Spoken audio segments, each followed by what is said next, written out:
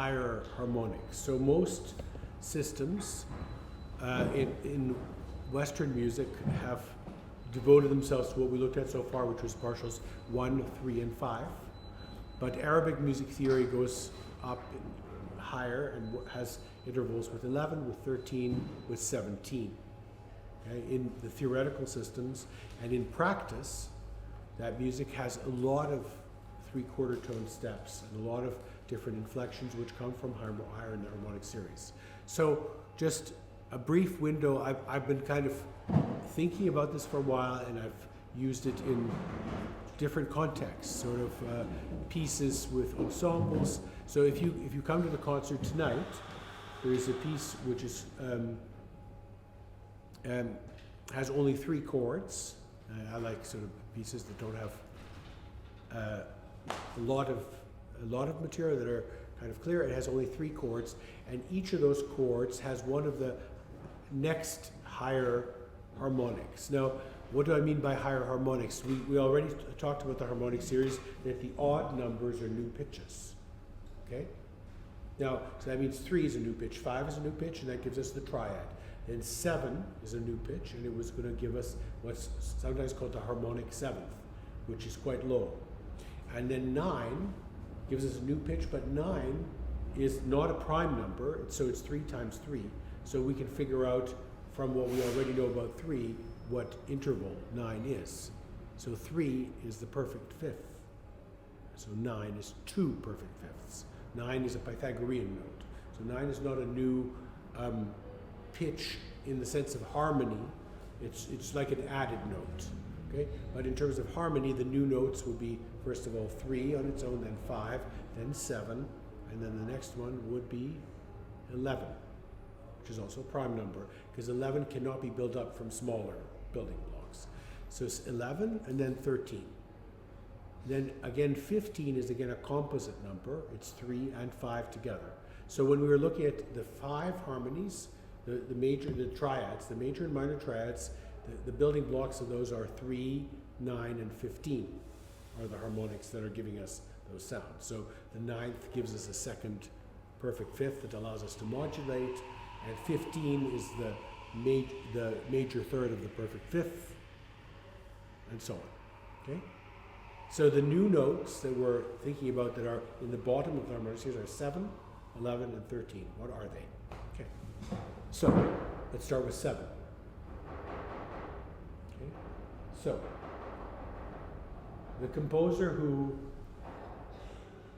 devoted his life to 7 is called Lamont-Young, right? And so Lamont-Young would hate this particular layout because it has 7 and 5. But if you only look at the pink notes, then you have 7. And if you only look at the yellow notes are giving you 5s. And that's a whole other discussion, which I think we'll not get into today, but it's a really interesting discussion about how to relate colors to harmonics. So if you start to use more harmonics, and you also have a keyboard where you could color the notes, the question is, would it be useful for different shadings of color to tell us about different harmonics? But what do those different harmonics sound like if they're not all blended together in a single harmonic series? Well, first of all, they're going to be more dissonant, but do they make any kind of harmony? So just to review what's in here that's familiar.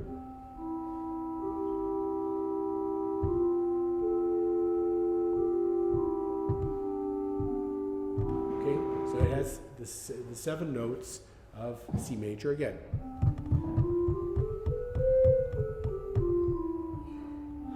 So it means that the septimal notes, the 7ths, are all going to be on the black notes. They're in there. And as you can hear, it's sort of chromatic, but a little bit uneven. But okay, so how does it work? So we have the 7th of C.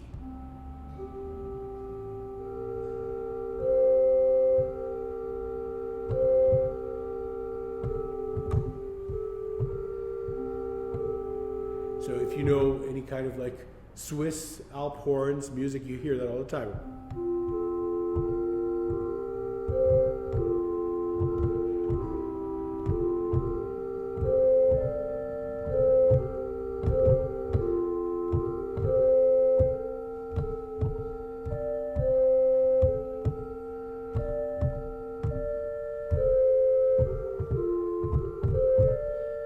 big third, small third, pure third, small minor third, big minor third, big major third. Okay, as Ray shows, this is 4 and 5, 6 and 7, 5 and 6, 7 and 9.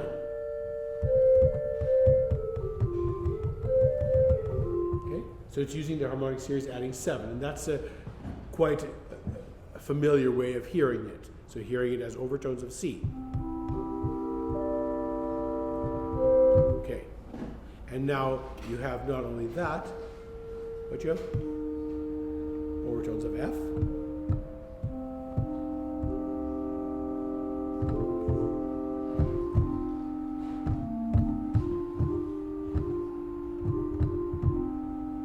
Right, so you have it also on E flat, and then you also have it over G. But you don't have there the 7th. So then you don't have a perfect 5th because this 7th, the 7th of C, but this 7th is actually the root of F major. Okay? So you have different kinds of 7th chords. Okay? So that B flat, E flat. Then you also have here A flat in perfect 5ths and 4ths. So A flat is the 7th of B flat, but B flat is already a 7th, so the relationship of is just a normal one. That's a natural 7th. That's 2/4.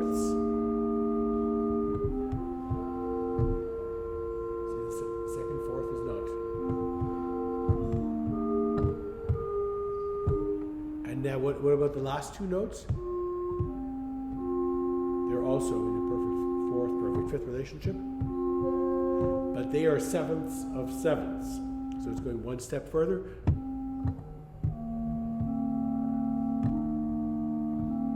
So that's kind of fun. So you have the 7th of E flat, and E flat is the 7th of F. So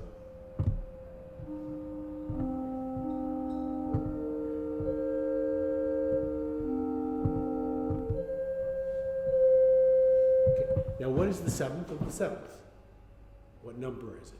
7 times 7. 49. And what's the neighbor of 49? It's 48. 48, if you divide it down, will get you all the way back to 3. Okay? So that's kind of nice. So 49 to 48 it's a microtone, which is a microtone higher than the perfect 5th. Okay? So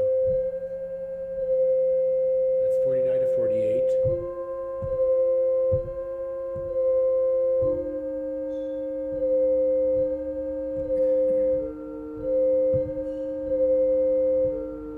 Okay. Now, so that's all of the 7th notes, and so far we kind of approach them from their fundamentals. But they also have their own chord. Okay? And the way to think about the own chord is to say, well, if you mix all the harmonics together, you get the harmonic series. If you have 5, you have 7, and so on. So you could have just 7 and 5, but then you have basically a chord. If you have fundamental 7 and 5, then you have something like, let's see, it's not that different from, it's just a thinner version of that. So it's not really unique. But you could also have just 3 and 5. And no 1. That's just, and now that by itself is a little bit less defined. Now what happens if you add the fundamental to that? Again, it's similar to this chord, but what if it goes above? And what if you add another whole tone? So you have a perfect 5th. And a 7th in the middle. Suddenly it's like a minor chord.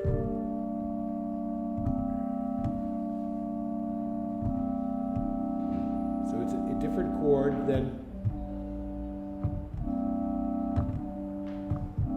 and of course you could still add the C major under it, but it has a slightly different character. And that chord, which is 6, 7, 8, and 9, if you extend it across the tonalities, which we have here, so you have here, let's see,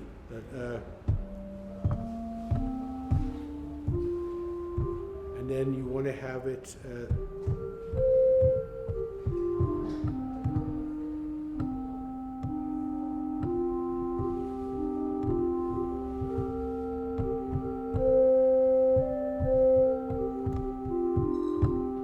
stack two of them together, right?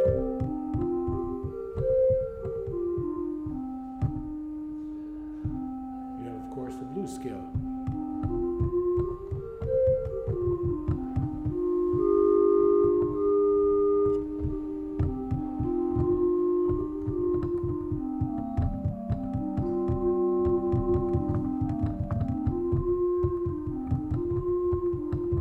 Obviously, the chromatic step here is very small, but it's the chromatic step that gives you another septimal triad.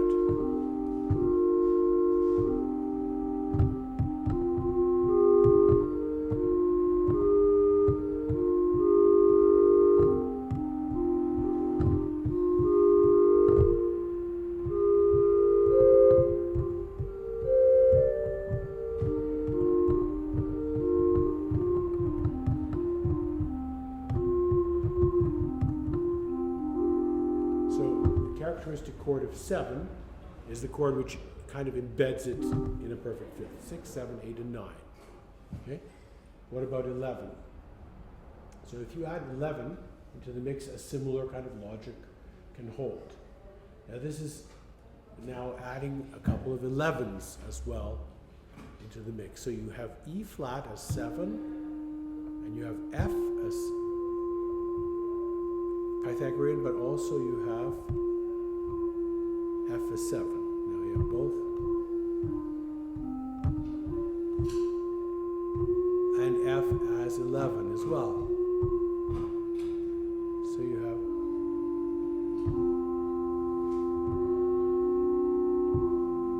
Right?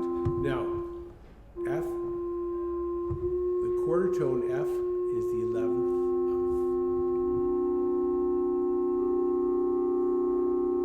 That's 11. Embedded in 8, 9, 11, and 12. And that's the chord we just heard.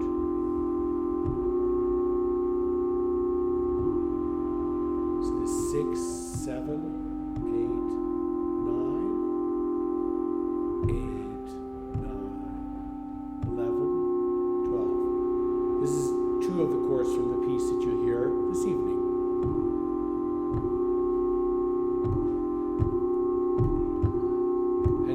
In a way, those are the consonant chords of 7 and 11, and there's a similar one for 13. And those three chords together then are the basis of the piece that we played. And the way that I'm playing them now, they have different fundamentals, so they're inherently modulating the way I'm playing them now. You could, of course, play them out of one harmonic series, which is also very beautiful. So you have.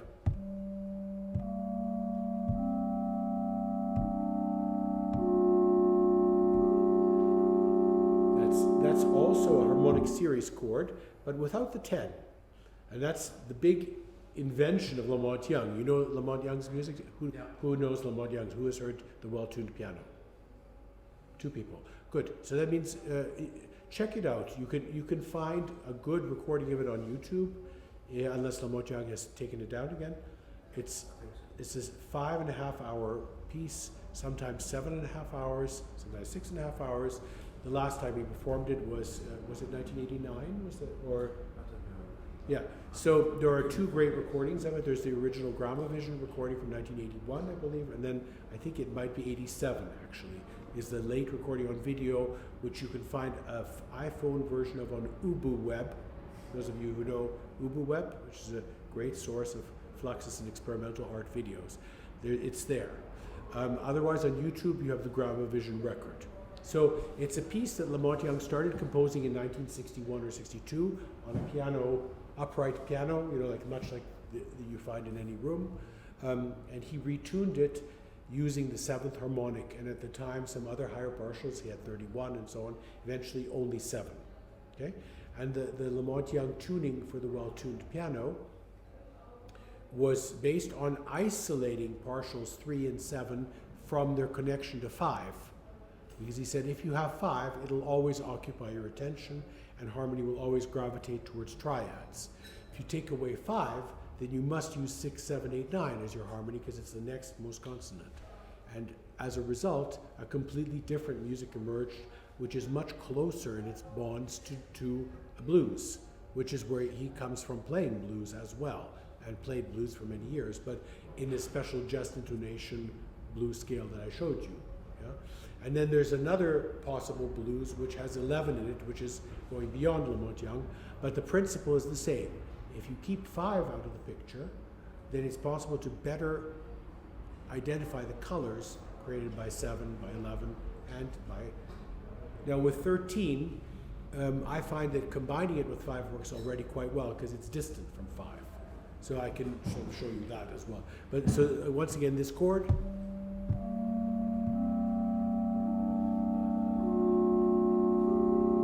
so it has a very lovely fusion, and it doesn't have the 5 in it. If it did, then the 5 would be like this.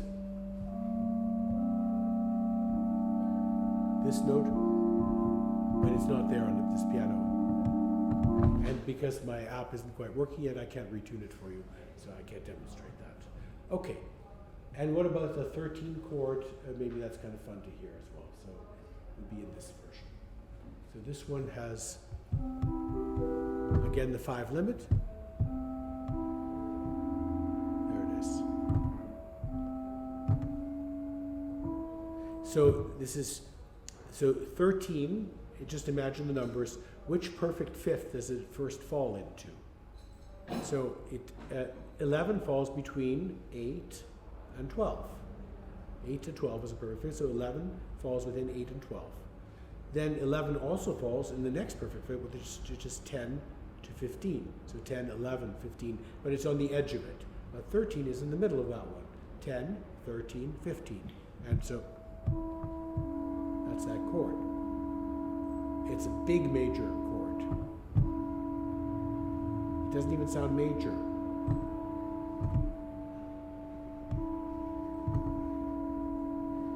But it's a different sound than major. It's strong enough. And if you combine it with the minor chord is 12. So you have 10, 12, 13, and 15. And so the advantage of that particular voicing is that the difference tones that are produced by the chord are 2 and 1. So it's 10 to 12 versus difference tone of 2, 12 to 13 difference tone 1, and 13, 15 difference tone 2. Symmetrically constructed in the harmonic series, and the result is that the chord is quite stable. Right? I don't have 11 in that voicing. Let me just see if there's another one.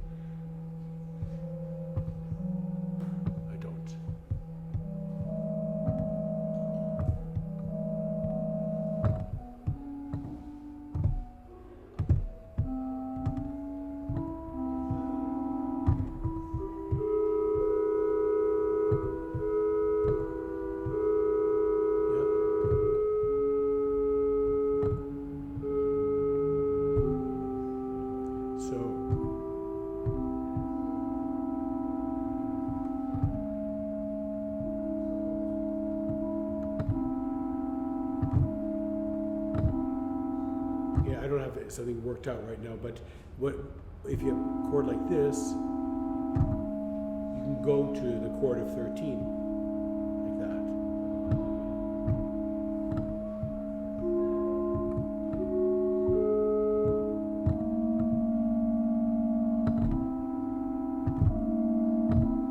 For example, right?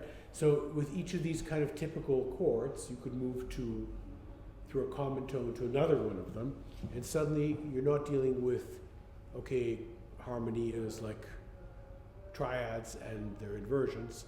Harmony could be triads, harmony could be sevenths, it could be 11ths, it could be 13ths, because each of them has a kind of home chord, as well as many variations, right?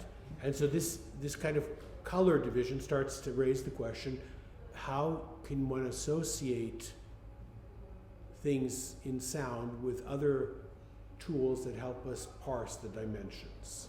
So that's a little bit the job. So I mean, one of the things that I've been doing is I work regularly with a group in Berlin with some colleagues. We meet and we play and we sing a little bit. And the idea of the singing often is dividing an interval. Okay, we've been talking about perfect. So that's the exercise I'd like to do with us now, but in a very, very simple way. So first of all, let's find a range that might be okay for comfort, for all voices to be sort of in that range. So I'm kind of thinking, let's just see if this is good. So let me also give a different sound.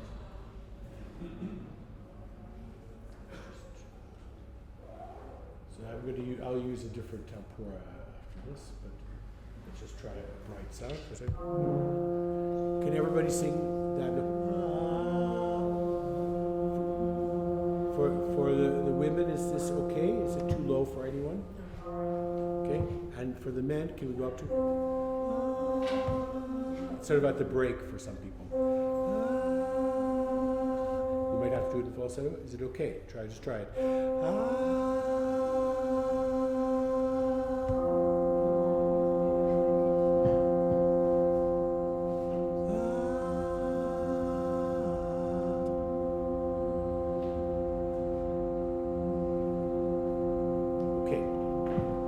Just try here for a little bit. So the first exercise is you could choose one of those two notes. Okay? And the way of singing is based a little bit on this information here. So this is a chart of vowels and where they sit in your mouth. Okay? So at the bottom left, to the left of the dot, is ah, right? Which is probably where we'll start. And ah is sung with an open mouth. Ah. So you can make a big mouth and you make ah. And there's two kinds of ah. There's the one on the left and there's the one on the right with the two different kinds of small case letters. And that has to do with whether the ah is done in the front or the back. The back one is ah, it's American, ah, ah. Yeah, ah, right? And the one at the front, ah, ah, is sort of the very European ah, like in French.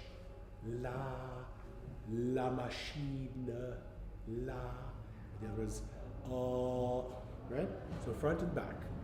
And so the idea of this kind of singing would be that first you can make any vowel, keep the vowel, first of all we do, and do a breath, ah,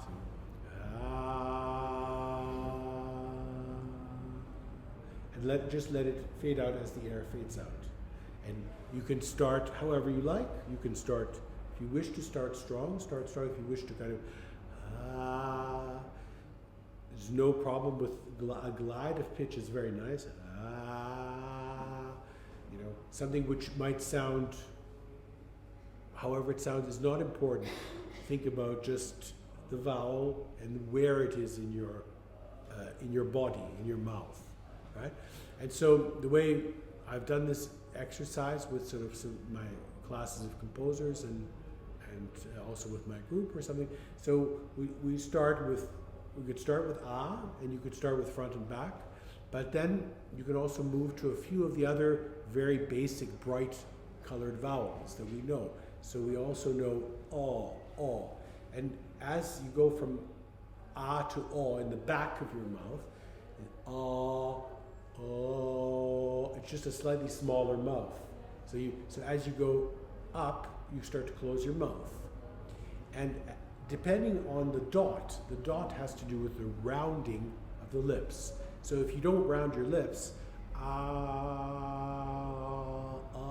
it becomes like right? It becomes slightly schwa. Schwa in the middle is That's the upside down E. It's called schwa. It's like the vowel used in English all the time. But it's also to the left of O is this unusual sort of Vietnamese kind of vowel. It's not common in European languages because when we go to O, we tend to round the lips. So you go from is not round, but it goes O. So the closing of the mouth is a rounding of the lips. So O and U are rounded. O, like it's not O. That would be the reverse A is O. So it's kind of very singing. O, not So the kind of if you think about Indian singing, Drupad, right? That's not rounded. Okay. So the dot means rounding. So you can experiment with where in your mouth, front, back, how big the mouth, and rounded or not rounded. Right? So with each new vowel, you can try a different shape. You try a vowel, you think, is it rounded? Right? So you can try you can try O, and then top left, for example, you have E and U, right? Which is closed mouth in the front, and the difference is rounding.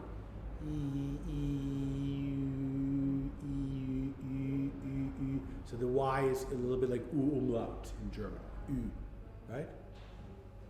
U, or U. Okay? So what this is it's a little bit like a map of the physical production of vowels in the International Phonetic Language, IPA. So if we play a drone, then what I would suggest is just when you feel like it, sing one of those two notes with a vowel of your choice, and you either repeat that one or another vowel and either that note or the other note, and then take a break as long as you like.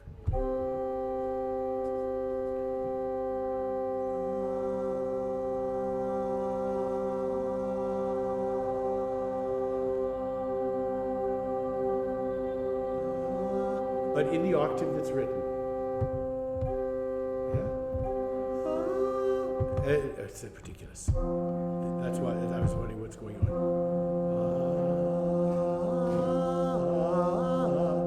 That's better.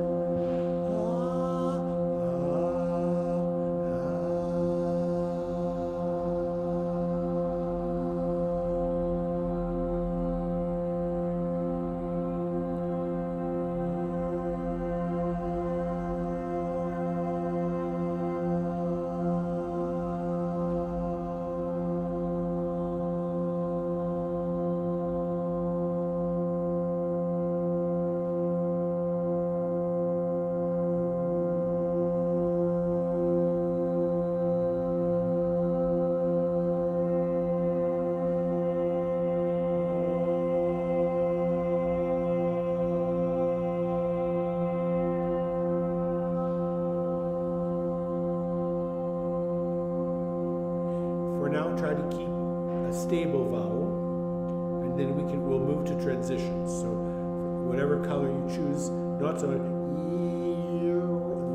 less changing, but more. So what we're looking for first, although the voice makes waves in the sound, to try to go into color and timbre and evenness more than beating in waves.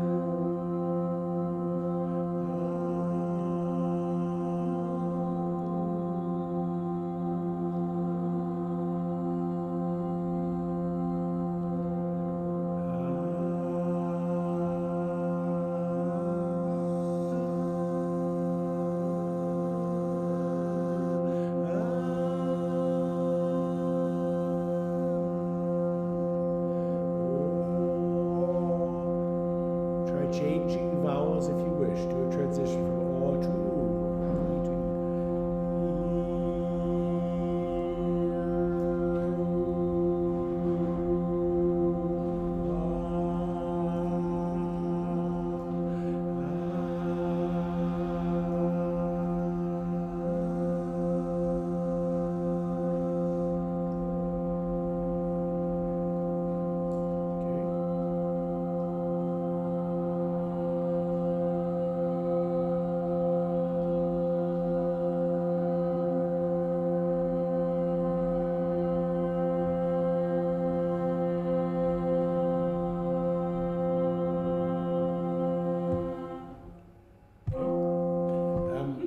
Okay, great.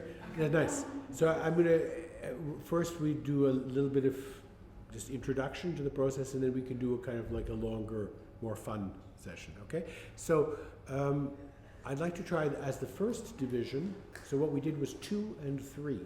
Now I'd like to add 5, so it's 4, 5, 6. Okay, so you can sing. I'm going to play all 3 notes at first, and then I'll drop this one and we'll sing it. So you could add,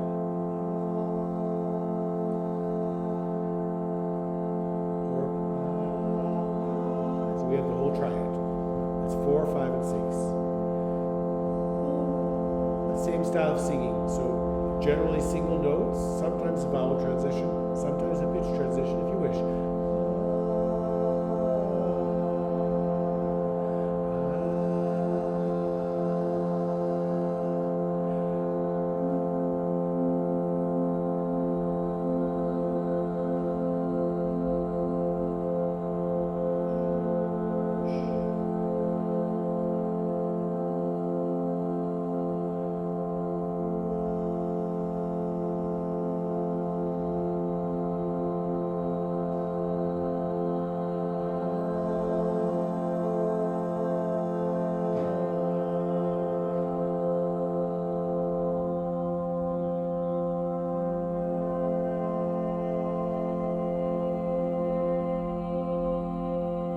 Try singing A without the A in the computer.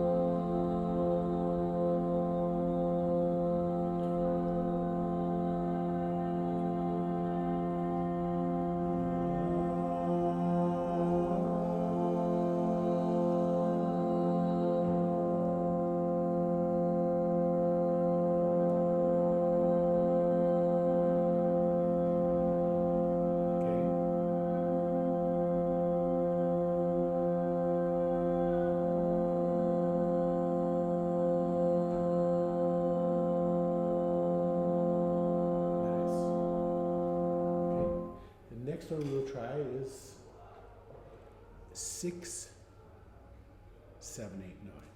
So to do that, I have to see if I actually have a tuning with it, or if I have to make one, and if I make one it might crash. Let's see if I can make it. Flat on this one. Flat. I don't need the flat, I just need a flat septum. Maybe this one. Yes, it does. So the B flat, let's add B, I know how to do it. B flat first. Do it like this. So just,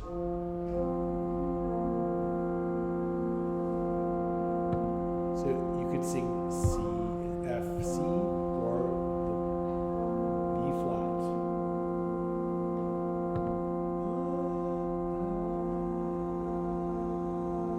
It's more difficult because it's perfect fourth or a second.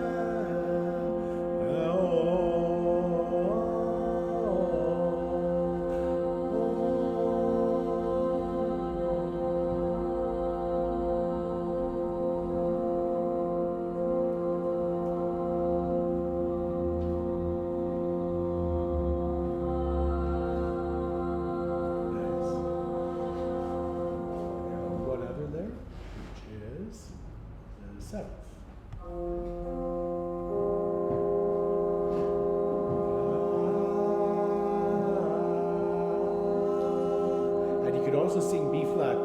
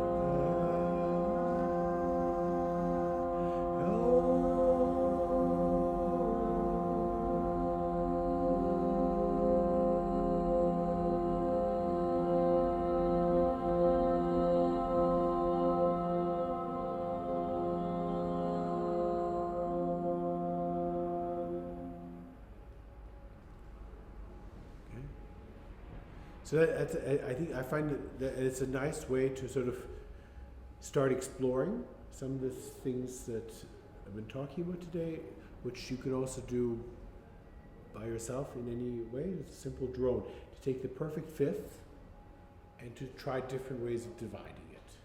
4, 5, 6, 6, 7, 8, 9, and that's a great starting point. And then the next step would be 8, 9, 11, 12, or 8, 9, 10, 11, 12. Or even, in the class we went with, is Mate gone now? Yeah, he has to go to change. We even go as far as 10, 12, 13, and 15. So just to close, may I show you again a little bit of music? Is that okay? Or would that be a nice way to end? Or is everyone too tired now to take something in? Who wants to hear something, or who wants to just end? Here? Okay, so what I'll show you, since we've been working on this kind of stuff with the Indian singing, I'll show you another video piece which is done with an Indian Drupad singer. She sings all the parts. It's 6-part singing in Drupad style, and it has 2 parts. So it's 17 minutes, it'll go a little bit over, okay? But then we'll be done. And the first part is chords, like we were just doing, but with no drone, just the chord. She makes the drone. And the second part is melodies. So it kind of rounds out a little bit our theme of chords and melodies. Okay? So I need this window, and I need to go and get the video. Okay. So it's this one.